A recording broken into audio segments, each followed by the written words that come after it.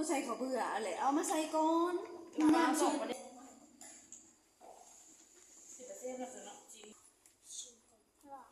ฟ้าสิ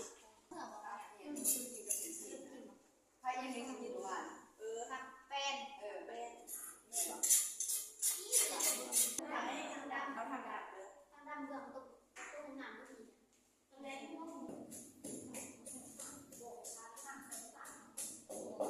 เจ็ดตัวมึงเอาไหนเจ็ดพวกเรา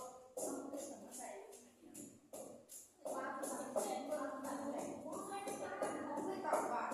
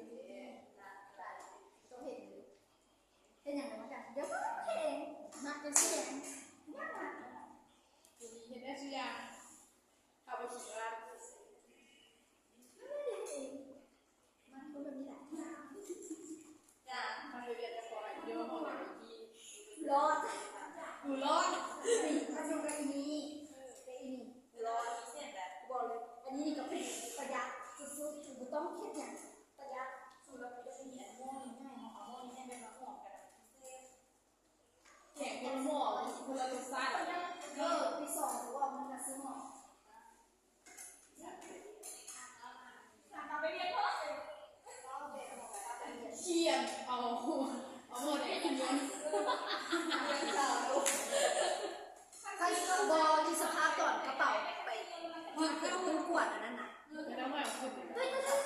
บอกก่อนเดี๋ยวจ่าเกี่ยวไปลงน้ำเขาเอาไปเอาไปเฮ็ดเนี่ย ออกขึ้นได้เลยไม่แข่งที่ดีมันจะได้เสียภาษีมาอันนั้นเก็บลูกมาเสียลูก โอ้ยคนนี้มาไม่ได้เก่งเศร้าเลยเศร้าลูกอะไรกันมีกระเป๋าอันนี้เดีย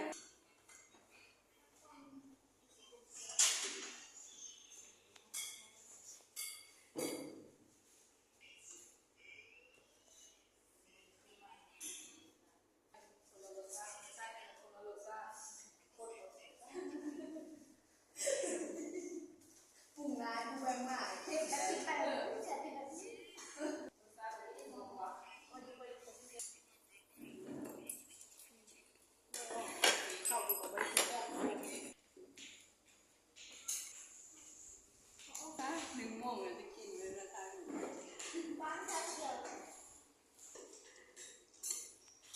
มื่อละวันข้าวเจ้าค่ะเมื่อละวัน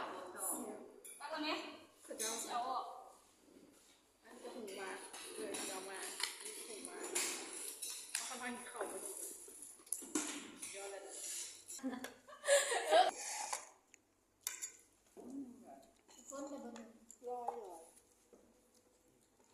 เพิ่มมาเหรอนี่เอาเลย